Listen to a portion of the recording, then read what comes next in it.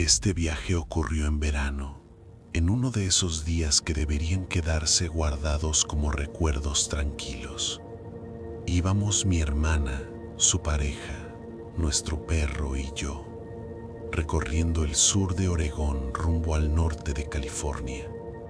El coche estaba lleno de bolsas, botellas de agua tibia y ese cansancio agradable que da manejar durante horas. Reíamos, hablábamos de tonterías, señalábamos árboles enormes como si no hubiéramos visto bosques antes. Todo era normal, hasta que salimos de las 5 y tomamos la autopista 199 hacia la costa. No pasó nada concreto. No hubo un ruido extraño ni un accidente. Simplemente algo cambió. El día seguía siendo soleado, el cielo limpio, el verde intenso de los árboles cubriendo las montañas. He manejado por zonas boscosas toda mi vida. No le tengo miedo a carreteras solitarias, pero en ese tramo, el aire empezó a sentirse pesado, como si costara más respirar. Era una inquietud sin explicación, un mal presentimiento sin causa. Miré a mi hermana.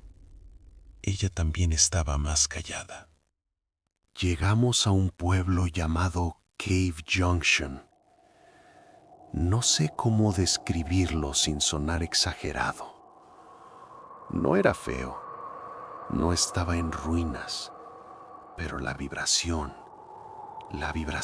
era incorrecta, como si el lugar estuviera marcado por algo viejo, algo violento. Sentí una presión en el pecho, una urgencia de no detenerme. ¿Paramos aquí?, preguntó alguien, mencionando el baño. Nadie respondió de inmediato.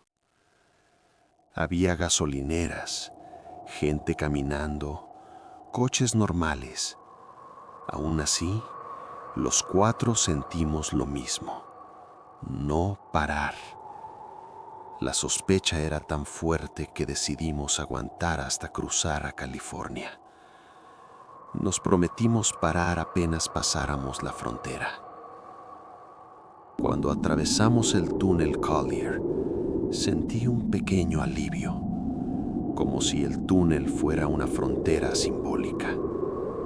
Al salir, vimos el área de descanso. Ahí, dijo mi hermana, fue el peor error del viaje.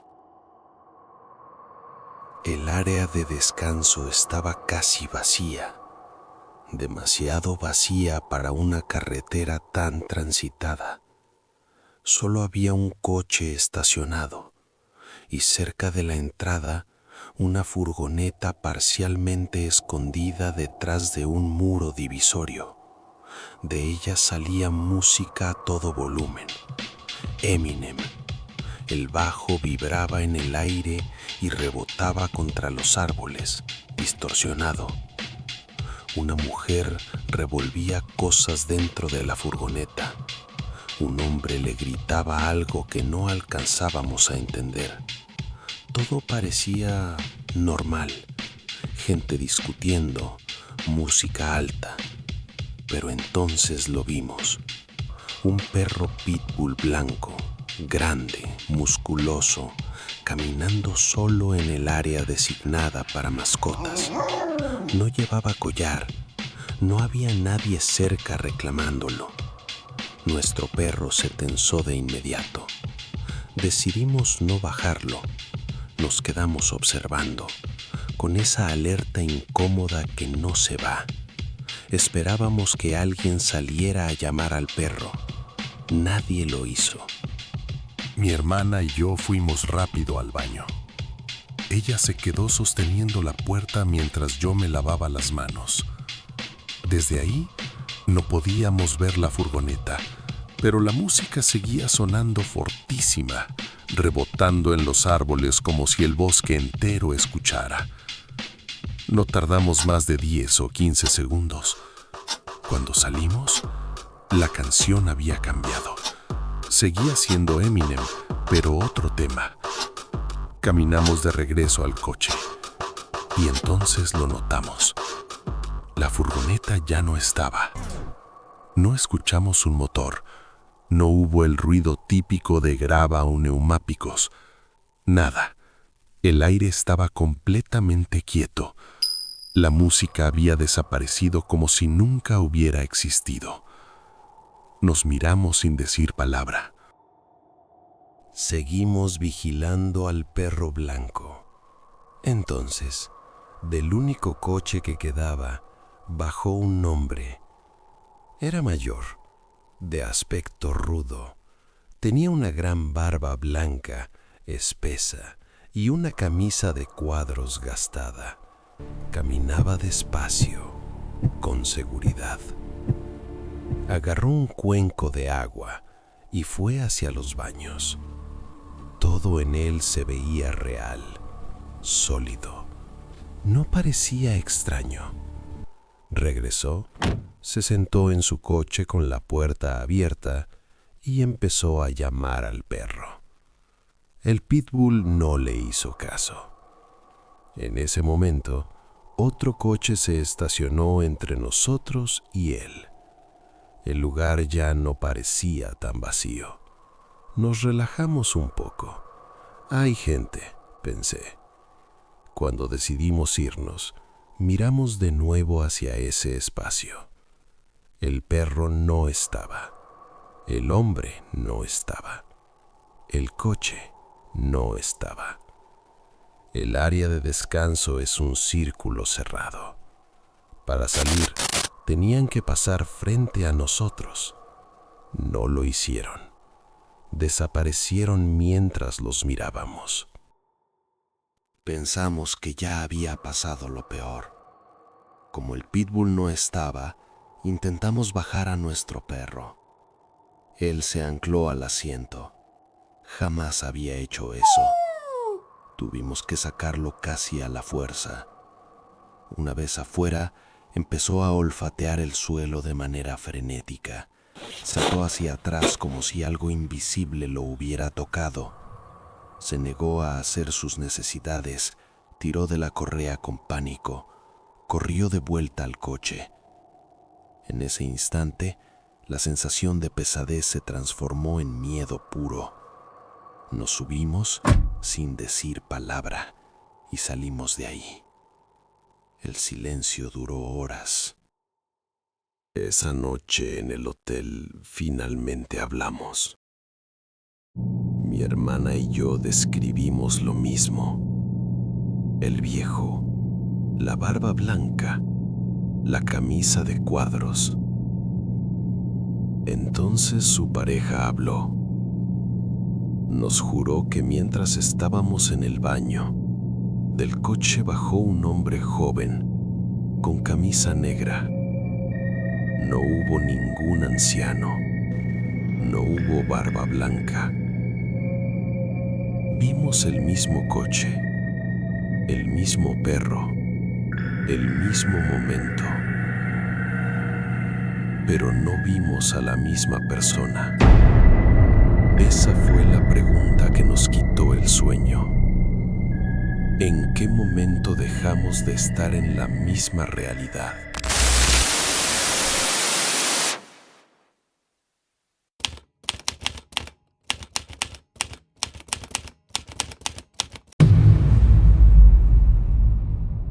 Hay lugares que parecen rechazar la presencia humana, no porque estén abandonados, sino porque conservan algo denso, como si la violencia y el sufrimiento se hubieran filtrado en las paredes. La penitenciaría estatal de Brushy Mountain, en Tennessee, es uno de esos sitios. La prisión es una mole de concreto gris incrustada en la ladera de una montaña. No se levanta, se incrusta, como una cicatriz que nunca cerró. A su alrededor, el bosque es tan espeso que da la impresión de que la naturaleza intenta ocultarla, cubrirla, hacer que nadie mire demasiado tiempo. Un amigo mío, una chica fascinada por lo paranormal, y yo pensamos, con esa ligereza peligrosa que solo da la curiosidad, que sería buena idea acampar cerca y explorar las leyendas del lugar, historias de motines, castigos, celdas de aislamiento, fantasmas, claro, siempre fantasmas. Pero lo que encontramos no fue algo etéreo, fue algo vivo. Llegamos de día. El sol iluminaba la montaña y por un momento el lugar parecía casi inofensivo. Fue entonces cuando notamos algo que nos desconcertó. La enorme puerta del patio estaba abierta de par en par. No había letreros de prohibido el paso. No había cadenas ni avisos claros. Nos miramos, dudamos unos segundos y entramos. Dentro vimos a 2 hombres. No llevaban uniforme, no tenían insignias. Estaban simplemente ahí, lanzándole una pelota a un perro enorme, musculoso, de mandíbula pesada. La escena por sí sola no parecía peligrosa, pero el ambiente cambió de golpe. El aire se volvió frío, no por temperatura, sino por presión. Uno de los hombres se nos acercó. No preguntó cómo estábamos ni qué buscábamos. Nos preguntó qué hacíamos ahí y si éramos parte de algún tour.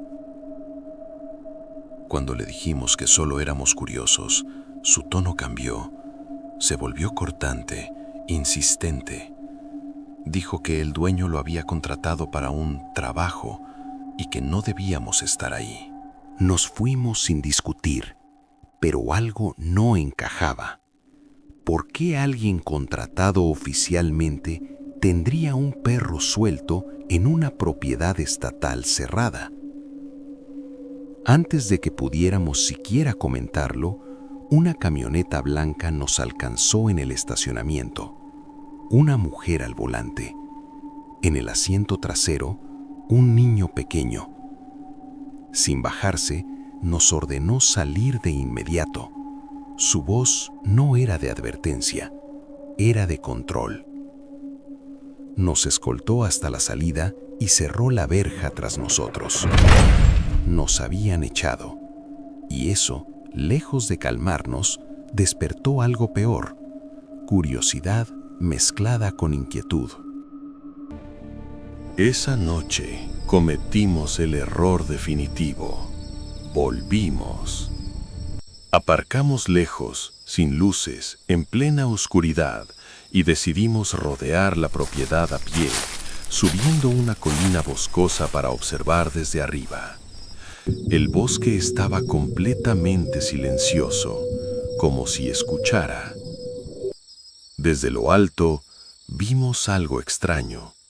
Una luz potente barría el cielo rítmicamente desde el interior de la prisión, moviéndose como un faro fuera de control.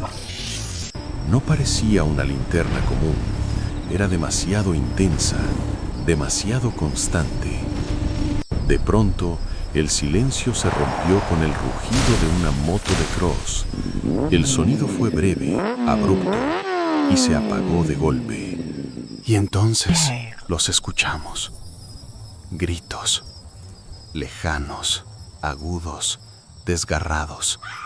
No eran risas, no eran voces de emoción, eran gritos llenos de pánico real, el tipo de sonido que no se actúa. Intentamos convencernos de que se trataba de un tour nocturno, alguna experiencia extrema, pero el ambiente decía otra cosa. El bosque se sentía hostil, vigilante. Entonces, algo salió de las sombras. Un cerdo salvaje, enorme, apareció corriendo directo hacia nosotros. No dudamos, retrocedimos a toda prisa, bajando la colina torpemente, huyendo tanto de la bestia como de los gritos que seguían resonando en los muros de la prisión. Con la adrenalina desbordada y sin pensar demasiado, decidimos entrar abiertamente con el coche. Queríamos respuestas, queríamos entender qué estaba pasando. Lo que encontramos parecía sacado de una pesadilla. La camioneta blanca estaba ahí, bloqueando el paso. El niño seguía en el asiento trasero, jugando tranquilamente con una linterna potente, apuntándola al cielo. Esa era la luz. Y detrás de la camioneta estaba el hombre, encendiendo una motosierra. El sonido del motor rompiendo el silencio de la montaña fue ensordecedor.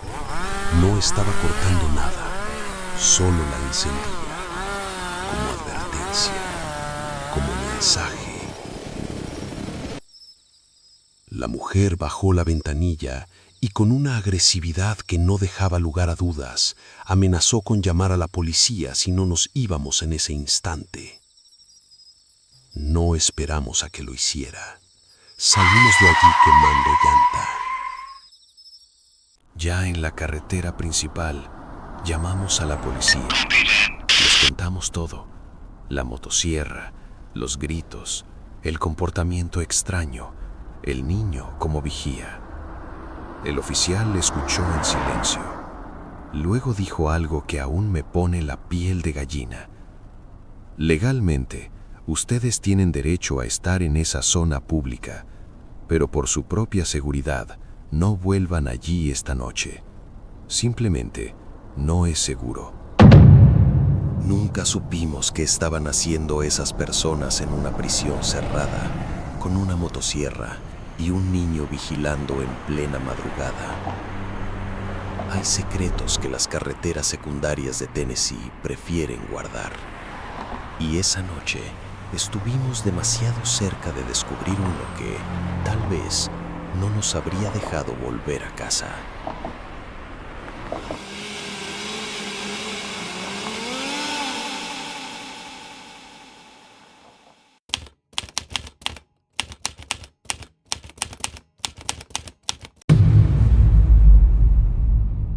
Era la 1 de la mañana en un tramo olvidado entre Arizona y Nuevo México. Íbamos mi compañero de cuarto y yo, en plena mudanza, conduciendo un camión de carga pequeño, de esos que vibran incluso cuando la carretera parece lisa. Llevábamos horas manejando.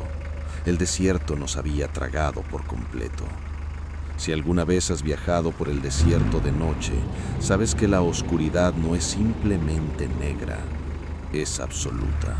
No hay pueblos, no hay casas, no hay reflejos lejanos. Solo existen tus faros abriendo un túnel corto de luz y las líneas blancas de la carretera apareciendo y desapareciendo bajo el vehículo. Todo lo demás deja de existir. No habíamos visto otro par de luces en más de una hora. Entonces, en el retrovisor, aparecieron 2 puntos amarillentos. Al principio pensé que era mi cansancio. Parpadeé, ajusté el espejo. Las luces seguían ahí, muy lejos, pero acercándose con una constancia inquietante. No le di importancia al inicio. Las carreteras nocturnas siempre juntan a los pocos conductores que quedan despiertos.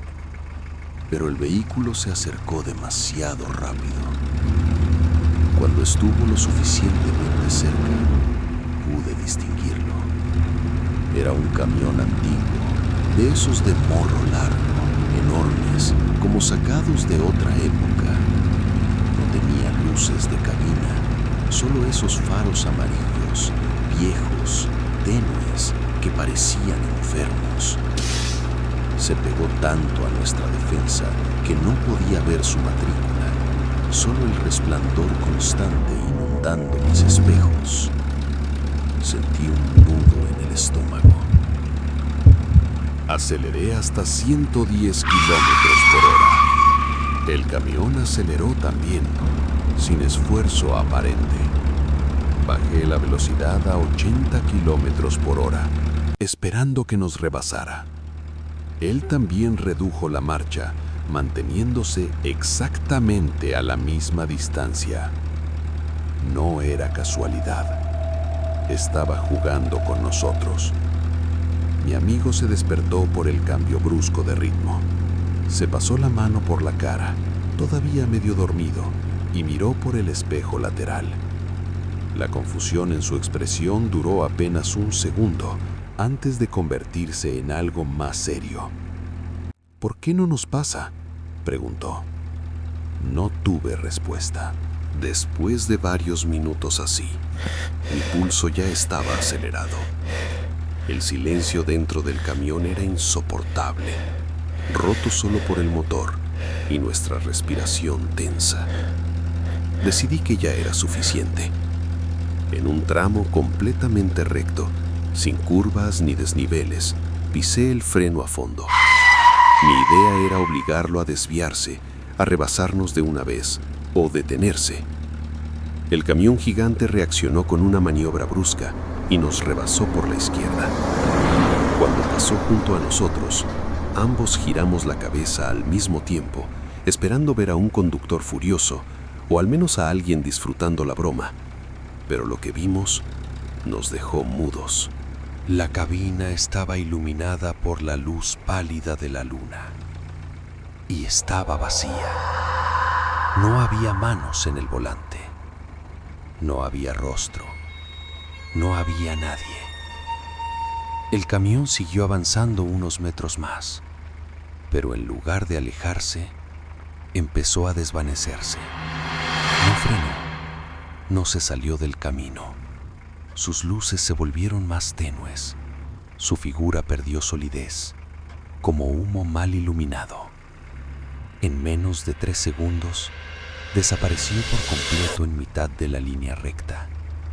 La carretera volvió a estar sola. Conduje los siguientes 50 kilómetros temblando. No hablábamos, no encendimos la radio.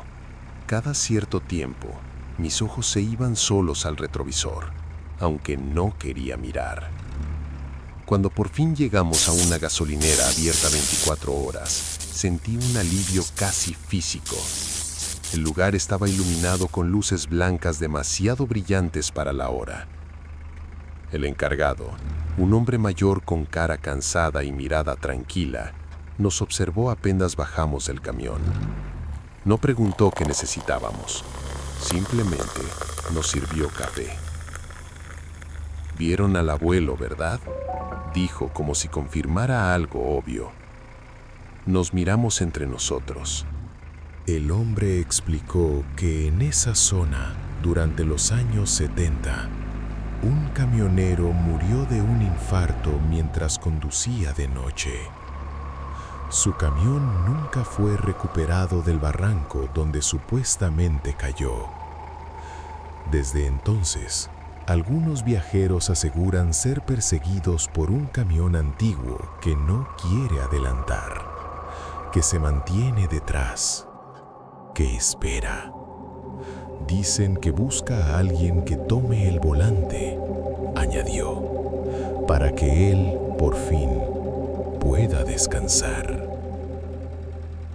No volvimos a mirar el retrovisor por el resto del viaje. Y hasta hoy, cada vez que manejo de noche por una carretera vacía, sigo esperando ver 2 faros amarillos apareciendo detrás de mí.